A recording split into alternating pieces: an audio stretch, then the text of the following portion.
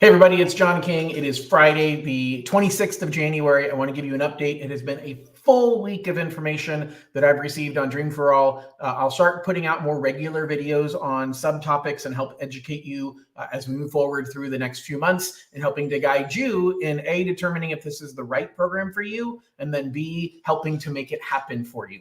So first of all, lots of informal updates that I've received. I went to 2 different webinars with Cal Haffa. The Q&A in those webinars was very, very helpful in being able to get some clarification and some reading between the lines. And that's really my goal to provide to you today. So I do want to share kind of an opinion, which is Cal Haffa made it clear, hey guys, lenders, when you issue your pre-approval letter, issue it for the maximum amount that person could qualify for. And I specifically said, what happens if somebody ends up qualifying for more later? That can happen if interest rates go down. That can happen if your income goes up, as long as your income doesn't exceed the limit that's allowed. And I asked specifically what would happen. And their answer was, make sure that you qualified them in the first place for the maximum allowed.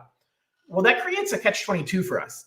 Because most of the time, a lender doing their due diligence, which I am supposed to do, I pre-approve you exactly for what you qualify for today. And that's what Cal Haffa asks me to do.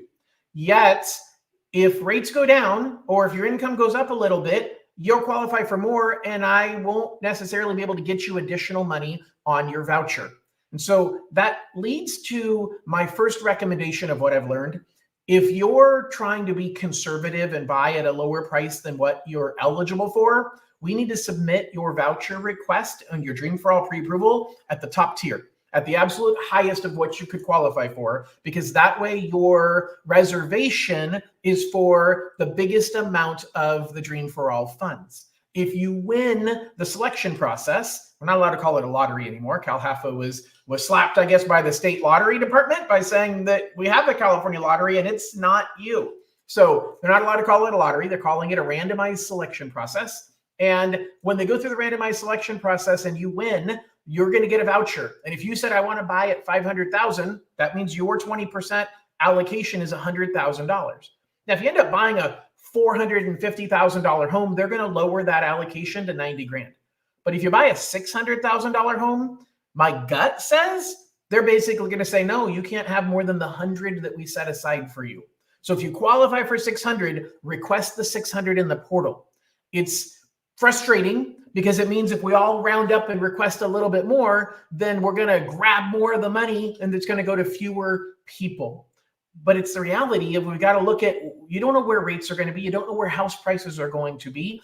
And you might be in a position where you have a little bit more income. So let's just be aware of the fact that this is creating a challenge when it comes to what you qualify for versus what you're going to get in 3, 4, 5, 6 months when you end up getting an offer, getting a voucher, getting an offer accepted on a home and locking in your interest rate. Those numbers are likely to be very, very different.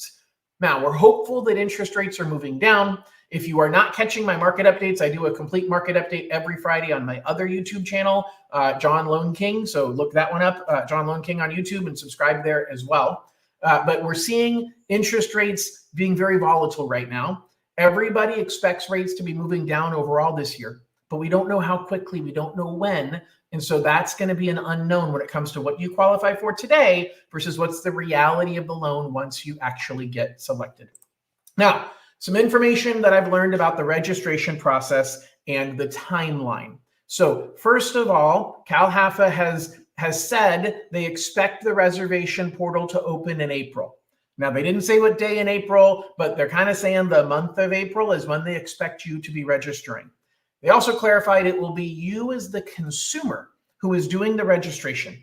So I'm going to provide you your pre-approval letter. If you have not started the process already, right up here is the QR code. Scan it, start the application process. I will do a credit check, income, assets, and validate how much you qualify for, and I will give you a special Dream for All pre-approval letter.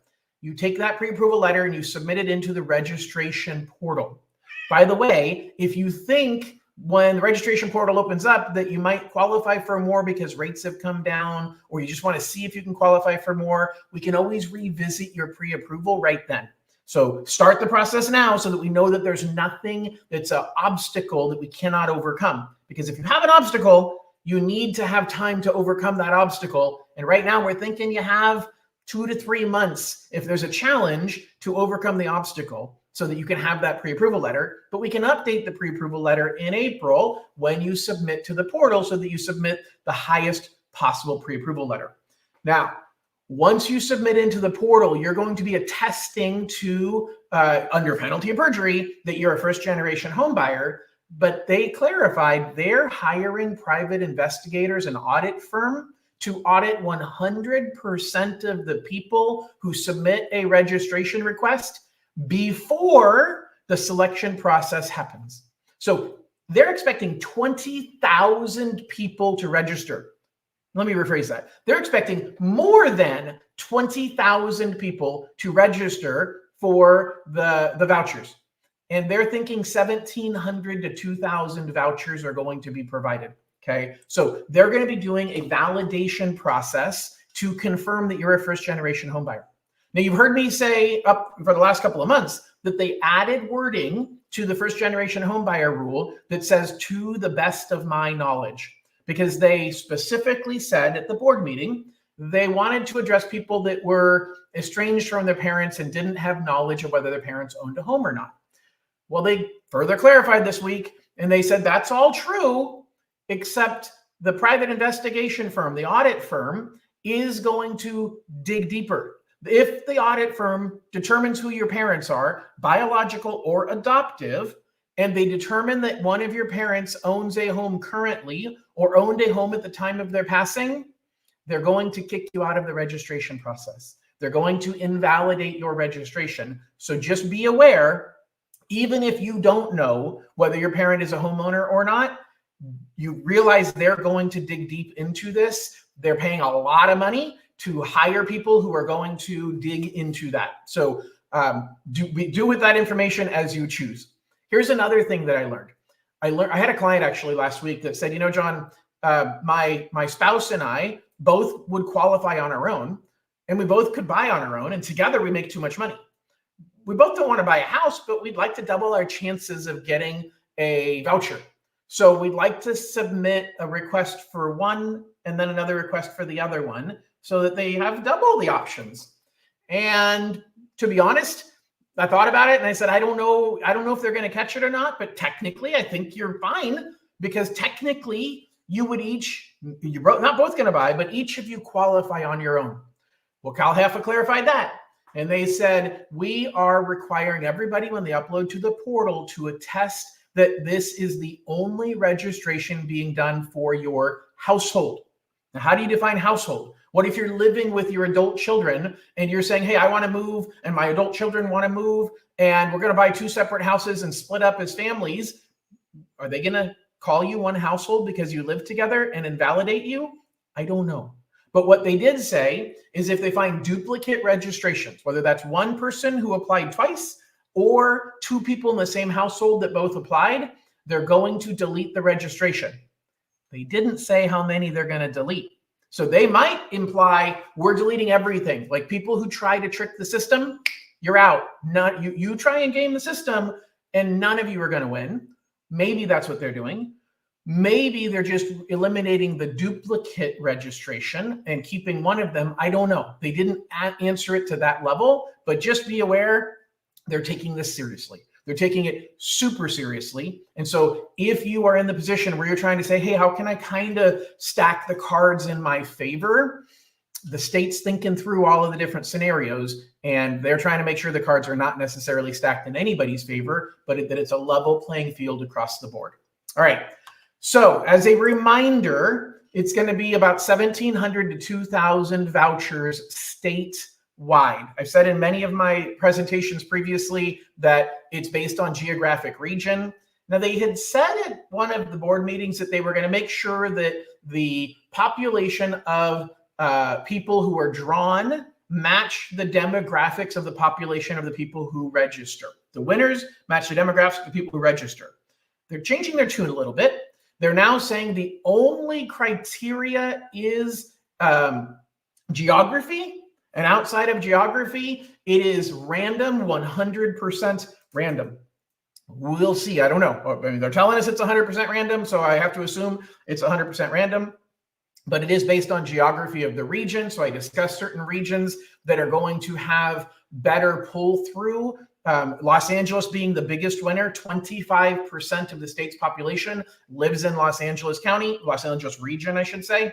And so if you are in Los Angeles, your chances of winning are much higher than in other parts of the state where it might be 5, 6, 7% of the state's population, because those regions are only getting 5 or 6 or 7% of these 1,700 to 2,000 vouchers. Okay. Now, I expect that I'm thinking April 1st to April 30th-ish. They kind of joked about the fact that they're trying to avoid opening up the portal on April 1st because everybody will call it April Fool's Day as a joke. So I think they're targeting the beginning of April. They said 3 to 4 weeks. Now, they have to validate everybody through this audit process. They have to do their research to make sure that they're all first-generation home buyers.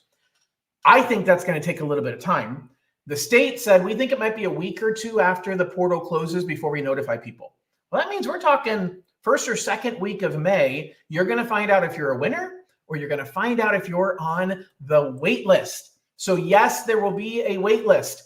I am praying that their wait list has numbers that says, hey, you are number 580 on the wait list for your region. Well, since only 100 vouchers were released for your region and you're number 580, the chances of you getting it are slim to none. It would be very disappointing if they put everybody on the wait list. You're going to have over 18,000 people that are going to be on the wait list. And if you're all just told, hey, you're on the wait list, congratulations, you might be number 1 on the wait list. And 90 days later, because they are saying you're going to have 90 days to find a home, 90 days later, if that person doesn't find a home, their voucher gets released back into the pool, and the next person on the wait list, they get a call or they get an email and they get to use a voucher. So the problem is, if you're way down on the wait list and you don't know where you are on the wait list, you're going to be waiting and hoping, maybe I'm next, maybe just maybe. I don't want to go buy something else right now and use a different program because I might miss out on the opportunity of being the next one on the wait list. I pray that they give you a number of where you're at on the wait list, because otherwise that's going to be super frustrating for a lot of people holding on and having some hope, when the reality is, if you're not at the top of the wait list, there's almost no chance you're going to get the money anyway. And I think it'd be better to let you know right away. All right. The last thing that I want to talk about, by the way, if you have questions, if you're watching live, feel free to post it in the comments. If you're watching recorded, post it into the comments section and I'll reply later. Done a pretty good job of replying to comments so far. Hopefully everybody agrees. Temporary buy downs. There's been a lot of talk about temporary buy downs and how, man, I'm a lender, I can give you a lower interest rate than another lender because I can get a rate at 4.5% for the Dream for All. Let me be clear. The state sets the interest rates, and the rate is based upon when you get a contract accepted and we lock your loan. We're locking your loan for 30 days. So the state determines the interest rate. The rate is published on CalHFA's website. I'll show you in a future video where to find it and how to look it up. You're not locking a rate right now anyway. I'm locking your interest rate after you get a voucher, after you find a home. And at that point, if rates are at 6.5 still, then there is the option to temporarily buy down your interest rate. It means it's called a 2-1 buy down. And it means, hey, for the first year, your rate is 2% lower than your fixed rate. For the second year, your rate's 1% lower than your fixed rate. And for the remaining 28 years, your rate is at that fixed rate. What's the benefit? The benefit is you ease into the mortgage payment. The other benefit is you're kind of banking on the fact that interest rates are going to drop in the next 2 years. And so you have a low payment now, rates drop, and you have the ability to refinance to lock in that low payment. But remember, you only have one shot to refinance on the Dream for All program. And if you're doing a temporary buy down, you're almost forcing yourself to refinance before the payment resets, which may not be the right time to actually refinance.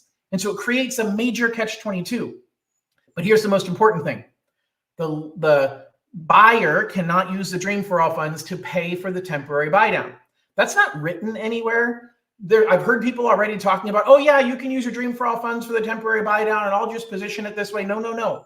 You can do a permanent buy down, pay even more in fee to buy down your long-term permanent rate. I think that's a horrible idea because you don't want to pay money for a long-term rate buy down On a loan, you're not going to keep the long term, but you can. You can pay all of your closing costs using the Dream for All money. But the state clarified in the comments of the Q&A, and I got that both of the Q&As in the last week, I asked the question and I got clarification. The buyer and the Dream for All funds cannot pay for the temporary buy down because somebody's got to pay for that lower monthly payment. So it has to be the seller or the lender. Well, let me tell you, no lender is going to pay for it. Like the state doesn't care. Legally, technically, the lender can pay for it. I'll let you know a little secret. Lenders make less money on down payment assistance loans than they do on normal loans. So we're all happy to do it, but we're already making significantly less income on these loans than we would on a traditional loan. I'm a nice guy, but I'm not going to write you a check out of my pocket when I'm already receiving less revenue. So the lender is not going to pay for it, which leaves the seller. And we're heading into a more competitive market, and you have a short window of time to get an offer accepted. You need to make your offer as strong as possible. That's something else I'm going to coach you on over the next few months as you continue to subscribe, watch my videos. I'm going to guide you through what are the tactics to get your offer accepted in a competitive market, because you're going to have a short amount of time. So I'm going to educate you on that as well. But the fact is, asking the seller to pay extra money towards your closing costs makes your offer less competitive. It makes it less attractive to the seller. And so asking a seller to do that, not a good idea. All right, we got a question here. F Sharp, welcome back. Is there supplemental education home buyer required other than the first 8-hour program? Great question. Matter of fact, you reminded me because I was going to talk about that this morning. There are 2 education requirements for this program. The first one is the 8 hours. You do not have to have the 8 hours at the time that you submit your reservation. So by the way, many people did the 8 hours last year trying to get into Dream for All round 1. You do not have to have that to submit for your registration. I suggest you do it once you have your voucher. Now understand there's some fear from people saying, yeah, but they might get backed up like they did last year. But last year you had thousands of people trying to get their education because that was required in order for them to get a reservation. Here, you're getting your ticket first. And so you're only going to have 1,700 to 2,000 people you're competing with. The state will be able to process those the 8 hours of education much faster. Now, if you're still concerned about it, go for it. Get the education now. It's on Cal Halfa's website. I'll give another video next week or in the next week or two on the education process and how to navigate that. But there is a second piece of education. This one is free. And the state recommends, and I agree, everybody should take that education. And I'm actually going to do this on the fly. So I am going to share my screen. Hold on one second here. And we're going to go find on Cal Halfa's website the information about the education so that you can see it. So give me 1 second here. Let's go to present. And let's share my screen. And let's share that window right there. All right. So I hope y'all, nope, not yet. Yep, you can. All right, beautiful. So you guys are seeing my screen. Let's get rid of this overlay here that has the QR code on it. Beautiful. And now I am going to go to calhfa.ca.gov. All right. So now I'm on calhfa.ca.gov. I am going to go right here. So California Dream for All for home buyers or for lenders. And I'm going to go to home buyers and okay, updates, etc. Next steps. You need to talk to an approved lender. I am an approved lender. Not only am I an approved lender, I'm one of their preferred lenders. And then you get your Dream for All pre-approval letter from me. Shared appreciation. It walks through the examples, but education. Hold on here. I'll find the education section for you. Well, that's for lenders and really. Oh, no. All right. Education. Come on, John. I'll find it. Anyway, there's a whole page here on education. I'm going to go to the loan program handbook. And right here. So these are the rules if you care. And here's the home buyer education. And so it says there's 2 education pieces required. And right here, the Cal Halfa home buyer education for shared appreciation loans. So this is the link, and it is Cal HFA Dream californiadreamforall.com, calhfadreamforall.com. This is the supplemental education for Dream for All. And this is free. So go to calhfadreamforall.com. I'll also have the link on my website. So I've got californiadreamforall.info. And so you want to go to my website, californiadreamforall.info, just so you can see what that looks like. californiadreamforall.info. This is me. And so I've got here information about how to start the process, and I'm going to provide more updates. So right now, I've got a webinar coming up on Monday the 12th. You can start the application process, or you can schedule a one-on-one meeting with me, and it's got a link to all of my videos here. I'm going to be adding links in here with information about the actual process and the education and that kind of thing. But back to what the question was that F Sharp asked. Let's move this here. Okay, so back to his question, and let's get rid of that. The shared appreciation education is required, and it is free. And so the state has said, we want everybody to take that education now. Okay, we want everybody to get that education before they submit a reservation into the portal. Why? Because that way you understand how shared appreciation works. I'm going to cover that in my webinar on the 12th, but you need to understand how it works, and you have to take that education anyway. So hopefully F Sharp, that answers your question. There is supplemental education. None of the education is required before you get into the portal. The supplemental education, they recommend everybody does beforehand. There's no cost to it. The 8 hours, they say don't do it until after you get your reservation accepted, but you can if you choose to. All right, guys, that's about it. If there aren't any other questions live, I will simply say, what are the next steps? The next steps are, if you have not already started your pre-approval process, right here, scan this QR code or go to californiadreamforall.info. You can schedule a one-on-one meeting with me through the website. But if you go to this QR code right here, you will start the application process. Okay, that allows us to check your credit, your income, your assets, and confirm how much you qualify for. Once you've got that pre-approval letter, then we wait. We wait until April. But talk to me soon, because there's strategy. I've got a couple clients who are going to their bosses and asking for raises. Okay, I've got one client that I'm talking to about changing the structure of their pay so that, hey, you know what? My boss kind of implied that I can have a bigger salary and not be on a bonus plan. That would be great in that client's situation. So the sooner you talk to me about your circumstances, the better off you are, and the more time we have to massage things if we need to, so that you can get your reservation submitted into the portal. Just recognize 90% of you are not going to get your reservation actually selected.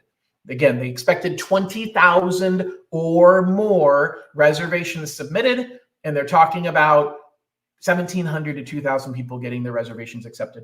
All right, gang, the last thing I can ask of you is please share this information. I know that you don't want competition, but at the same time, if you and your family members both are looking to try and buy a home, if one of you gets it, then you can be happy for your family member. So don't think selfishly, help spread the word and help to let people know that I am a great resource to guide you through this, through my YouTube channel, through my Facebook links, and really helping to give you the information that you need in order to succeed and take great advantage of this program. So thanks for listening. I do have one more comment. Let's see what I got. F Sharp says, thank you. Thank you, F Sharp.